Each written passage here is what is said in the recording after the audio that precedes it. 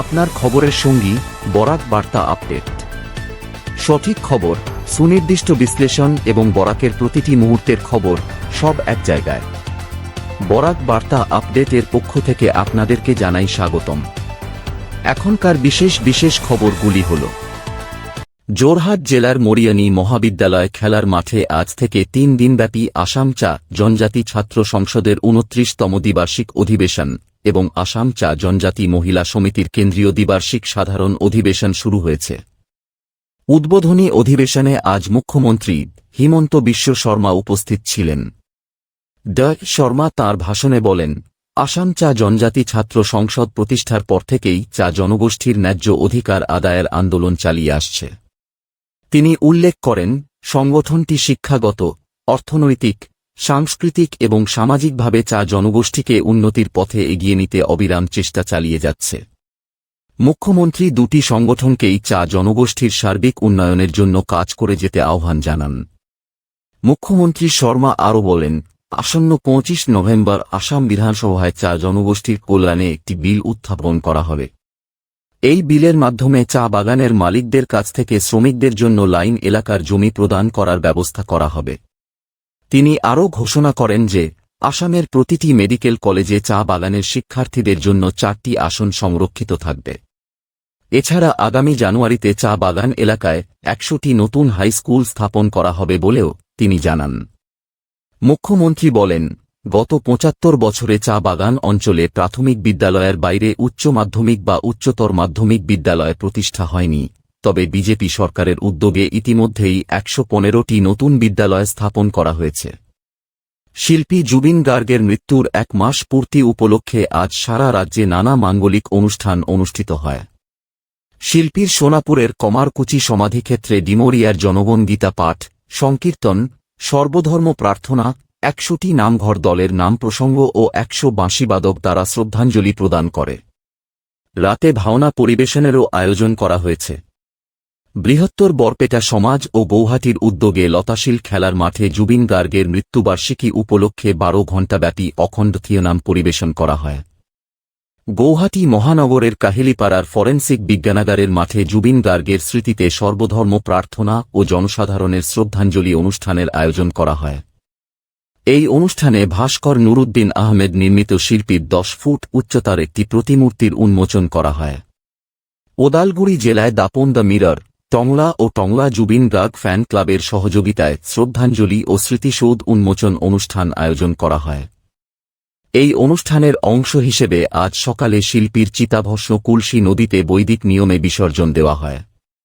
গোয়ালপাড়া জেলায় বিজেপির জেলা কার্যালয়ে শিল্পীকে নিয়ে শ্রদ্ধাঞ্জলি অনুষ্ঠান অনুষ্ঠিত হয়। বঙাইগাঁও জেলার সন্ন্যাসী পাহাড়ে জুবিন গার্গের স্মৃতিতে একটি সাংস্কৃতিক কলাক্ষেত্র নির্মাণের পরিকল্পনা গ্রহণ করা হয়েছে।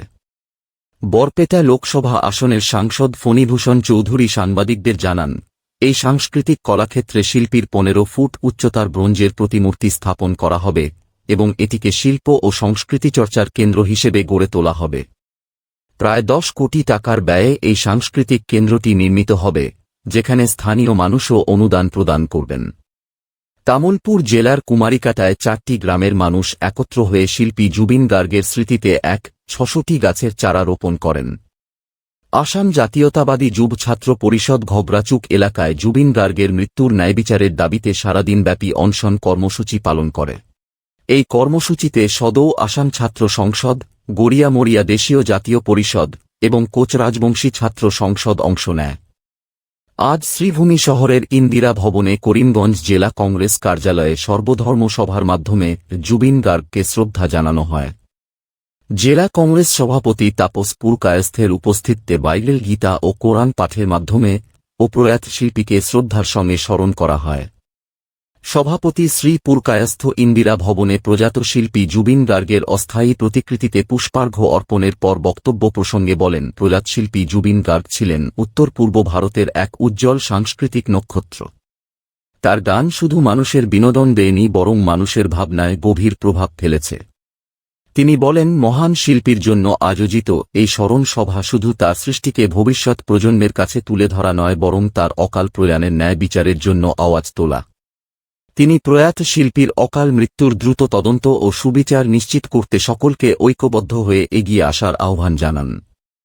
জেলা কংগ্রেস কার্যালয়ে অনুষ্ঠিত এই সভায় উপস্থিত ছিলেন প্রাক্তন সভাপতি রজত চক্রবর্তী, বিশ্বতোষ ঘোষ, জাকারিয়া আহমদ পান্না সহ অন্যান্যরা।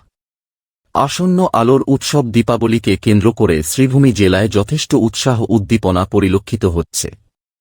এরই অংশ হিসাবে আজ জেলার নিলাম বাজারে দক্ষিণ শ্রীভূমি মণ্ডল যুব মোর্চার পক্ষ থেকে স্বদেশী মাটির প্রদীপ বিতরণ করা হয়। নিলামবাজার জেলা পরিষদ সদস্য অভিজিৎ রায়, আসাম রাজ্যিক মহিলা কমিশনের সদস্যা শিপ্রা গুণ, যুব মোর্চার প্রেসিডেন্ট সৌভিক রায় সহ অন্যান্য কর্মকর্তার উপস্থিতিতে স্বদেশী মাটির প্রদীপ বিতরণ কর্মসূচি অনুষ্ঠিত হয়। অসমবাসীর হৃদয়ের প্রিয় শিল্পী জুবিন গার্গের অকাল প্রয়াণে সৃষ্ট গভীর শূন্যতার মধ্যেও রাজ্যের জনগণ ঐতিহ্যবাহী রীতিনীতির মাধ্যমে কালীপূজা ও আলোর উৎসব দীপাবলি উদযাপনের প্রস্তুতি নিচ্ছে। তবে এবছর উৎসবের আগের সেই চিরচেনা আনন্দমুখর পরিবেশ রাজ্য জুড়ে অনুপস্থিত। অধিকাংশ মানুষ এবার কেবল মাটির প্রদীপ জ্বালিয়ে প্রিয় শিল্পীর প্রতি শ্রদ্ধা জানাতে প্রস্তুত হয়েছেন।